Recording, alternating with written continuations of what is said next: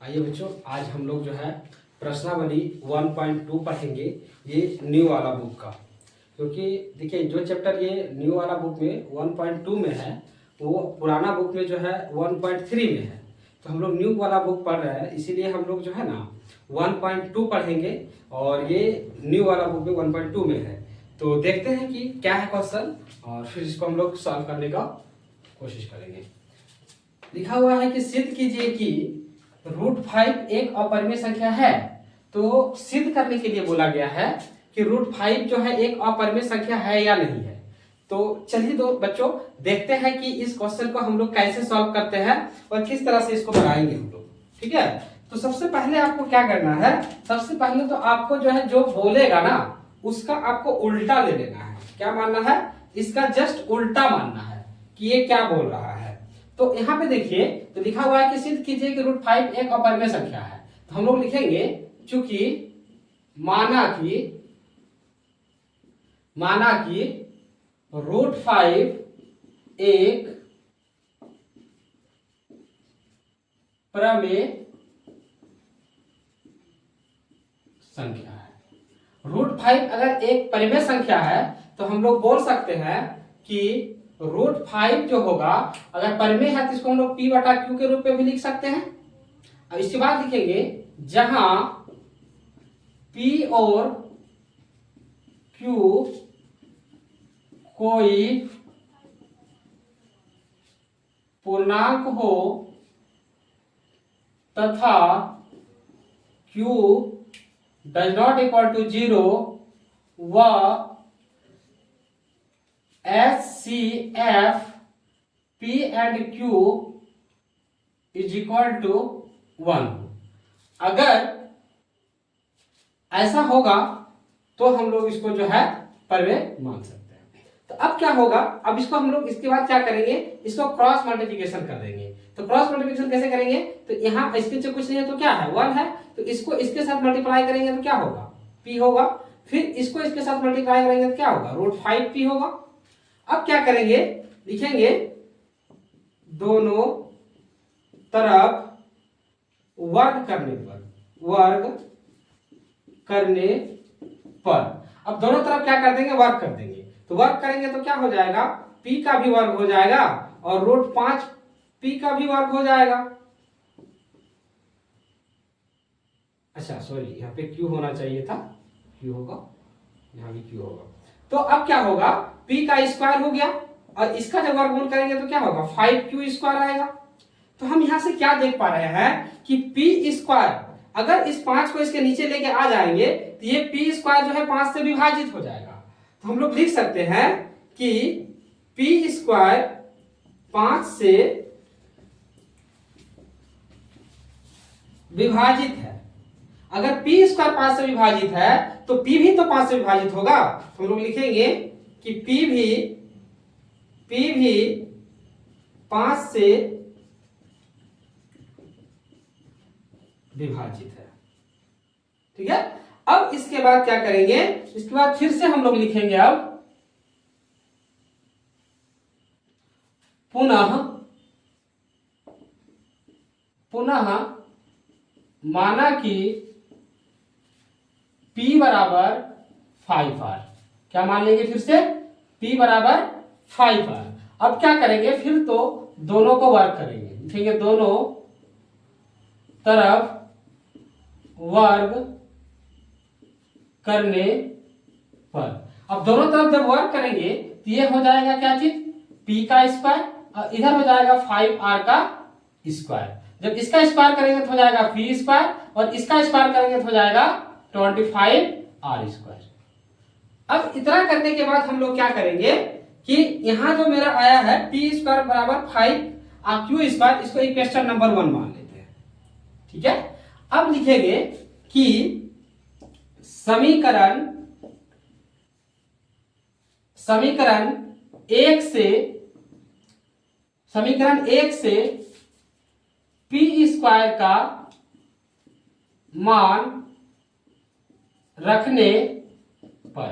समीकरण 1 से हम क्या करेंगे, P² का मान उठा के रख देंगे इसमें। तो मेरा जो ये क्वेश्चन था क्या था, P² is equal to 25r²। अब पी स्क्वायर की जगह हम क्या लिखेंगे, पी स्क्वायर की जगह हम लिखेंगे 5q²। हम यहाँ से क्या लिख देंगे इसकी जगह में 5q² और बराबर हो जाएगा कितना 25r² हो जाएगा। अब क्या करेंगे हम लोग 5 से इसको कट करेंगे तो बचे 25 5 बार में हो जाएगा। अब बचेगा क्या कि q² बराबर 5r², यही बचेगा।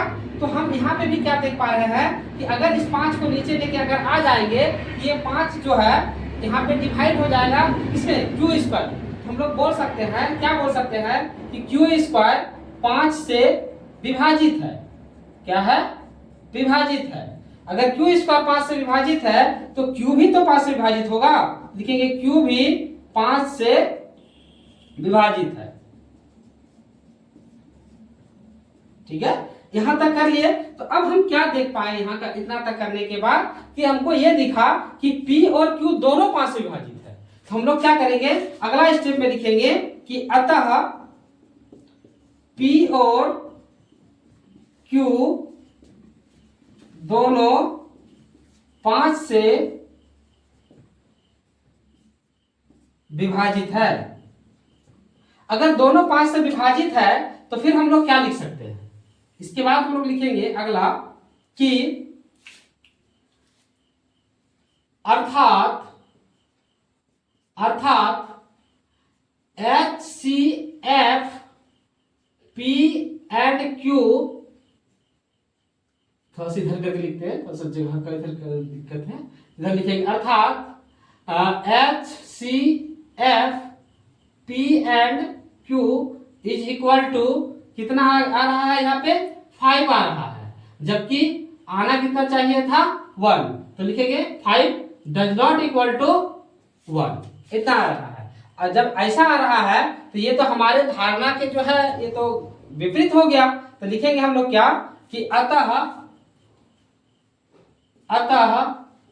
यह हमारी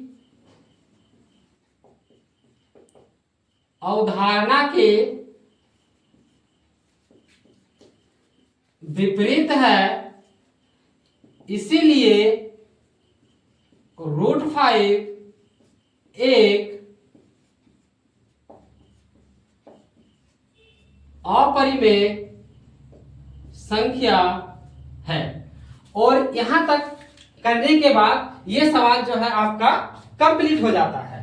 तो एक बार फिर से समझ लीजिए, सबसे पहले आपको क्या करना है, सिद्ध करने के लिए जब बोला जाएगा तो आपको क्या करना है, इसका उल्टा मानना। देखिए चूंकि माना कि √5 एक परिमेय संख्या है, इसलिए अगर परिमेय है तो इसको लोग p/q के रूप में लिख सकते हैं। जब p/q के रूप में लिखेंगे तो क्या होगा, ये क्रॉस मल्टीप्लिकेशन करेंगे तो यहाँ से p आ जाएगा, इसको इसके साथ गुना करेंगे तो क्या हो जाएगा, √5q हो जाएगा। अब दोनों तरफ वर्क कर देंगे, दोनों तरफ वर्क करने के बाद क्या होगा, वर्क करेंगे तो इसका भी वर्क हो जाएगा, इसका भी वर्क हो जाएगा। तो वर्क करने के बाद ये वाला टर्म आएगा, इसको हम लोग मान लेंगे इक्वेशन नंबर 1।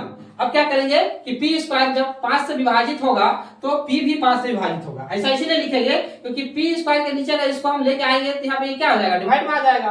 तो ऐसा हम लिख सकते हैं, इसलिए यहाँ से इस तरह से लिखे। इसके बाद फिर क्या करेंगे, पुनः मानेंगे, क्या मानेंगे कि p बराबर 5r। इसके बाद फिर दोनों तरफ वर्क कर देंगे, वर्क करने के बाद ये चीज आएगा।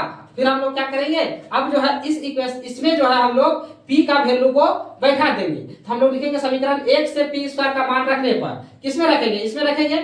ठीक है, तो इसमें हम लोग p² का मान उठा के रख दिए, जहां पे p² था वहां पे हम लोग जो है p² का जो मान था यहाँ पे उसको उठा के हम लोग क्या किए, यहाँ पे रख दिए। इसके बाद जो इसका वैल्यू था उसको लिख दिए। अब इतना करने के बाद क्या होगा, यहाँ से 5 से 1 कट जाएगा, 25 5 बार में, इसलिए q² बराबर हम लोग लिखेंगे 5r²। जब इतना लिखने के बाद फिर लिखेंगे क्या कि जैसे यहाँ पे लिखे थे कि p² 5 से विभाजित है, उस तरह यहाँ भी लिखेंगे कि q² 5 से क्या है, विभाजित है। जब q² 5 से विभाजित है तो q भी तो 5 से विभाजित होगा। तो ऐसा करने से हम क्या देख पा रहे हैं कि अतः p और q दोनों 5 से विभाजित है। जब दोनों 5 से विभाजित है तो हम लोग बोल सकते हैं कि अर्थात HCF P and Q is equal to 5 does not equal to 1। जबकि आना चाहिए कितना, 1 आना चाहिए, लेकिन आ कितना रहा है, 5 आ रहा है। ये तो हमारी अवधारणा के तो विपरीत है, हम यही बात लिखेंगे, अतः यह हमारी अवधारणा के विपरीत है। अगर हमारे अवधारणा के विपरीत है तो हम लोग बोल सकते हैं कि इसीलिए √5 एक अपरिमेय संख्या है। और इतना करने के बाद आपका ये सवाल जो है कंप्लीट हो जाता है। और अगर आपको समझ में आ गया तो अच्छी बात है, अगर नहीं आया तो आप फिर से बोलिएगा कमेंट करके, हम आपको इसको फिर से समझा देंगे। ठीक है, चलिए अब हम लोग जो है नेक्स्ट सवाल पे चलते हैं, क्वेश्चन नंबर 2 पे। ठीक है। चलिए मिटाते हैं इसको, फिर क्वेश्चन नंबर 2 पे चलते हैं। आइए बच्चों, क्वेश्चन नंबर 1 हम लोग देख लिए थे, अब क्वेश्चन नंबर 2 देखेंगे।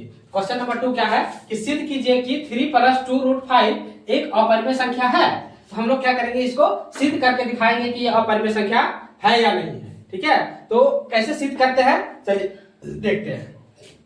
तो सबसे पहला काम आपका होना चाहिए कि आपको लिखना होगा सॉल्यूशन। इसके बाद लिखना होगा कि चूंकि माना कि, क्या मानिएगा कि जो भी दिया हुआ रहेगा उसका उल्टा मानना है, तो विपरीत मानना है। तो यहाँ पे 3 + 2 कितना है 5 लिखेंगे। 3 + 2√5 एक प्रमेय संख्या है, और 3 + 2√5 एक अगर परिमेय संख्या है तो हम इसको परिमेय संख्या है, इसका मतलब इसको p/q के रूप में लिख सकते हैं। तो लिखेंगे 3 + 2√5 बराबर p/q। और जब p/q के रूप में इसको लिख दिए तो हम एक लाइन यहाँ और लिखेंगे। क्या लिखेंगे, लिखेंगे जहां p और q कोई पूर्णांक है वह q does not equal to 0 तथा SCF P एंड Q बराबर 1, इतना आना चाहिए। तो अब हम लोग क्या करेंगे, इतना करने के बाद हम लोग जो है ये वाला प्लस में है तो इसको बराबर के उधर जो है पक्षांतर कर देंगे। जब उधर पक्षांतर करेंगे तो यहाँ क्या बचेगा 2√5 बराबर p/q, और ये पक्षांतर होगा तो उधर चला जाएगा -3। अब क्या कीजिएंगे, फिर यहाँ पे आपको केवल √5 को रखना है, बाद बाकी सबको उधर लेके चल जाना है। तो एक एक करके लेके जाएंगे, इसको लेके गए तो इतना हो गया। अब क्या करेंगे, ये जो गुना में जो है 2, इसको क्या करेंगे फिर उधर लेके जाएंगे। ये क्या हो जाएगा कि √5 बराबर p/q -3, और ये कहाँ चला जाएगा, नीचे चला जाएगा। ठीक है, तो √5 बराबर क्या आया p/q -3/2 आया। इसको आप मान लीजिए इक्वेशन नंबर 1।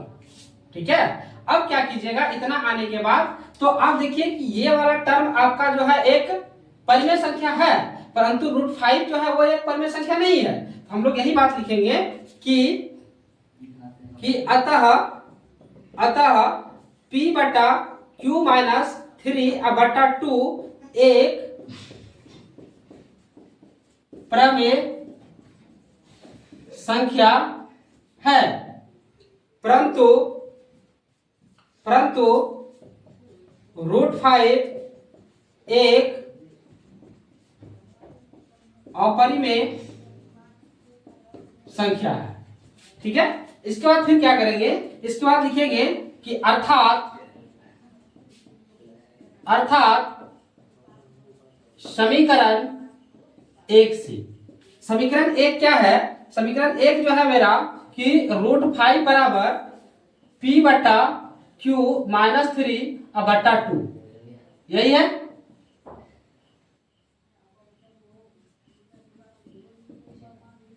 तो हम लोग क्या देख पा रहे हैं कि p/q -3/2 और ये परिमेय संख्या है, परंतु √5 जो है वो परिमेय संख्या है, परिमेय तो है नहीं। इसको हम लोग क्या करेंगे, यहाँ से कट कर देंगे, और ये दोनों जो है आपस में इक्वल नहीं है, बराबर नहीं है। तो हम लोग लिखेंगे √5 does not equal to p/q -3/2। तो इतना करने के बाद हम क्या करेंगे कि यहाँ से हमको ये पता चल गया कि ये जो है मेरा वो 1 के इक्वल है नहीं। तो अब हम लोग लिख देंगे क्या चीज कि अतः यह हमारी अवधारणा के विपरीत है, इसीलिए कितना था 3 + 2√5, कितना था 3 + 2√5 एक अपरिमेय संख्या है। और इतना करने के बाद जो है आपका ये सवाल जो है कंप्लीट हो जाता है। और चलिए एक बार हम फिर आपको समझा देते हैं जिससे आपको और आसानी हो जाए समझने में। तो सबसे पहले आप क्या कीजिएगा, लिखिएगा चूंकि माना कि 3 + 2√5 एक परिमेय संख्या है। अगर परिमेय संख्या है जिसको हम लोग p बटा q के रूप में लिख सकते हैं। इसका लिखेंगे जहां p और q कोई पूर्णांक है वह q does not equal to 0 तथा HCF p एंड q बराबर 1 होना चाहिए। तो अब यहाँ से क्या बच जाएगा, इसको रखेंगे सेट और ये वाला को पक्षांतर करके उस साइड ले जाएंगे। इसके बाद फिर इसको भी नीचे लेके जाएंगे क्योंकि गुना में है तो भाग में चला जाएगा। तो √5 बराबर p बटा q माइनस 3 अब बटा 2 बचेगा। इसको इक्वेशन नंबर आप 1 मान लीजिएगा। अब क्या कीजिएगा, लिखिएगा अतः कि ये वाला टर्म जो है p बटा q माइनस 3 अब बटा 2 एक परिमेय संख्या है, लेकिन ये जो √5 है ये अपरिमेय संख्या है, परंतु √5 एक अपरिमेय संख्या है। जब अगर ऐसा है तो हम लोग लिख सकते हैं कि अर्थात समीकरण 1 से हमें ये पता चलता है कि √5 जो है does not equal to p बटा q माइनस 3 बटा 2, ये इसके इक्वल नहीं है। तो हम लोग लिखेंगे अतः यह हमारी अवधारणा के विपरीत है, क्योंकि जो हम माने थे वो तो इससे अलग आ रहा है ना, तो ये तो विपरीत हो गया ना।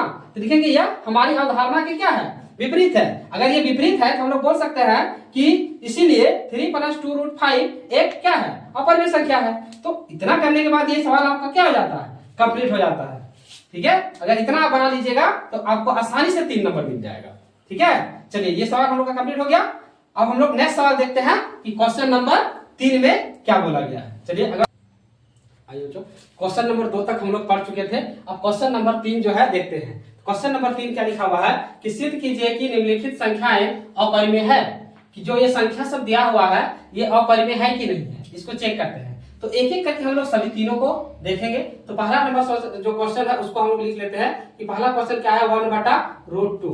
तो आप जानते हैं कि अगर कोई संख्या अपरिमेय अगर सिद्ध करने के लिए बोलता है तो सबसे पहले तो हम लोग क्या करते हैं, उसका उल्टा मानते हैं। तो लिखेंगे क्या चीज, चूंकि माना कि 1 बटा √2 एक प्रमेय संख्या है। और जब परिमेय हो गया इसका मतलब हम लोग क्या कर सकते हैं, इसको लिख सकते हैं 1 बटा √2 बराबर p बटा q। लिखेंगे जहां p और q कोई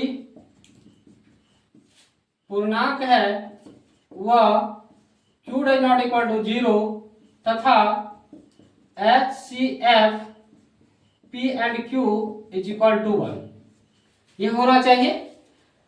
इसके बाद हम लोग क्या करेंगे, यहां देखिएगा कि √2 नीचे है, इसको हम लोग व्युत्क्रम कर देते हैं। इस बार क्या कर देते हैं, व्युत्क्रम कर देते हैं। लिखेंगे व्युत्क्रम करने पर, जब व्युत्क्रम करेंगे तो क्या हो जाएगा, ये उलट जाएगा, ये चला जाएगा √2 ऊपर और ये वाला हो जाएगा q बटा p, ऐसा हो जाएगा। जब ऐसा अगर हो जाएगा तो हम लोग फिर यहाँ लिखेंगे कि इस बार p does not equal to 0 होना चाहिए। सर p जो है 0 नहीं होना चाहिए। अगर p 0 हो गया तो फिर तो ये परिमेय होगा ही, इसीलिए p 0 नहीं होना चाहिए, लिख देंगे p does not equal to 0। इतना करने के बाद आपको इसके बाद क्या करना है, लिखना है। क्या लिखना है कि चूंकि p बटा q एक परिमेय संख्या है, परंतु √2 एक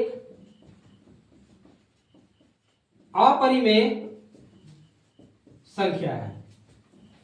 इतने के बाद हम लोग क्या करेंगे, लिखेंगे अर्थात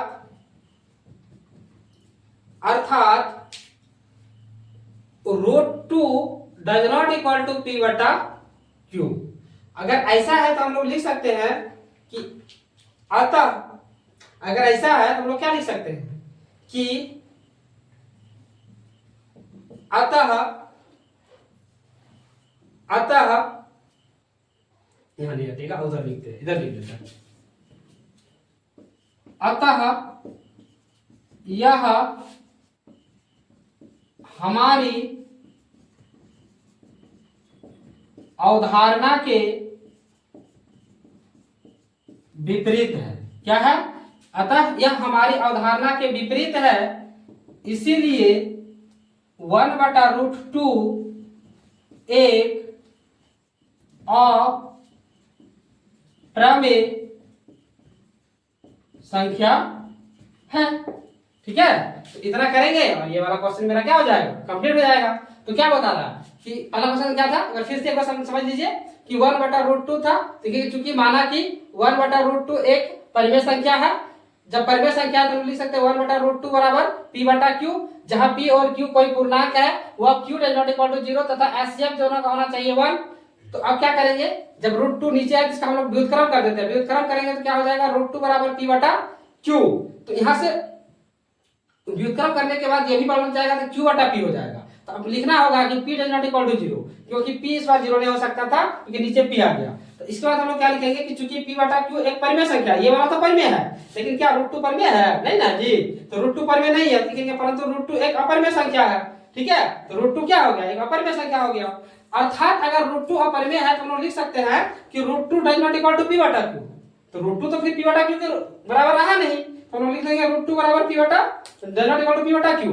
जब ऐसा है तो हम लोग लिखेंगे अतः यह हमारी अवधारणा की क्या है, विपरीत है, क्योंकि हम जो माने थे वो तो हुआ नहीं। हम लोग लिखेंगे कि अतः यह हमारी अवधारणा के विपरीत है। अगर ये हमारी अवधारणा के विपरीत है तो हम लोग बोल सकते हैं कि इसीलिए कि 1/√2 जो है वह एक क्या है, अपरिमेय संख्या है। ठीक है, इतना करने के बाद ये मेरा जो है सवाल कंप्लीट हो जाता है। अब आइए हम लोग क्वेश्चन नंबर दूसरा पे चलते हैं। ये कंप्लीट हो गया, अब सेकंड वाला जो है उसको देखते हैं। तो सेकंड में मेरा क्या था, 7√5 है। ठीक है, तो सेम कहानी, इसको भी हम लोग उसी तरह बनाएंगे जैसे बनाते आ रहे हैं। तो क्या लिखेंगे, सबसे पहले लिखेंगे कि 7√5 एक प्रमेय संख्या है, और 7√5 एक परिमेय संख्या है, तो हम लोग लिख सकते हैं कि 7√5 बराबर p/q। इसका लिखेंगे जहां p और q कोई पूर्णांक है, वह q does not equal to 0 तथा p तथा HCF P and Q is equal to कितना होना चाहिए, 1। इतना बात लिखेंगे। अब इतना बात लिखने के बाद क्या करेंगे, अब हम लोग जो है यहां से देख रहे हैं कि √5 को हम लोग यहीं रखेंगे और इसको जो है पक्षांतर कर देंगे। पक्षांतर करेंगे तो ये कहां आ जाएगा, नीचे आ जाएगा। मतलब यहां से हो क्या जाएगा, P बराबर हो जाएगा 7Q, यही होगा ना। जब इतना होने के बाद हम लोग क्या देख पा रहे हैं कि ये वाला टर्म जो है p/7q, ये तो आपका परिमेय है, लेकिन क्या √5 परिमेय है, नहीं ना है। तो अब हम क्या करेंगे, लिखेंगे कि चूंकि p/7q एक परिमेय संख्या है, परंतु √5 एक अप्रमेय संख्या है। अगर ये अपरिमेय संख्या है तो इसके बाद हम लोग क्या लिख सकते हैं कि अर्थात √5 does not equal to p/7q। अर्थात √5 does not equal to p/7q। अब इतना करने के बाद हम लोग क्या करेंगे, फिर लिखेंगे कि अतः यह हमारी अवधारणा के विपरीत है, इसीलिए कितना था, 7√5 था ना, इसीलिए 7√5 एक अपरिमेय संख्या है। और ये भी सवाल मेरा क्या हो गया, कंप्लीट हो गया।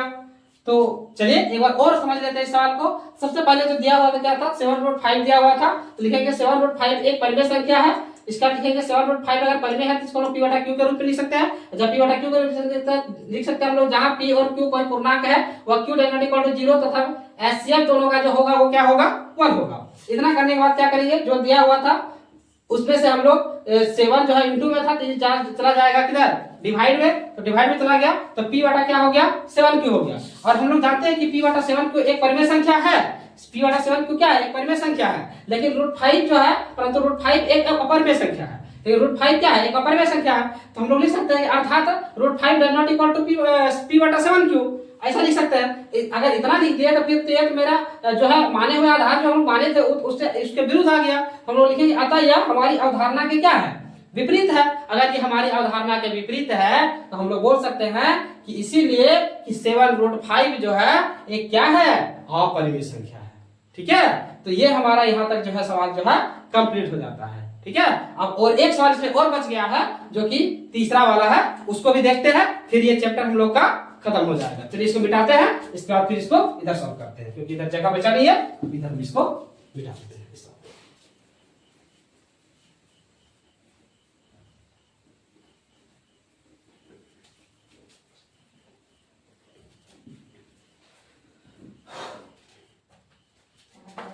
चलिए तीसरा वाला सवाल क्या है मेरे पास, वो है 6 प्लस √2। ठीक है, हम लोग क्या लिखेंगे कि 6 प्लस √2 एक प्रमेय संख्या है। 6 प्लस √2 अगर एक प्रमेय है तो इसको हम लोग p बटा q के रूप में लिख सकते हैं। इसको आप लिखेंगे जहां p और q कोई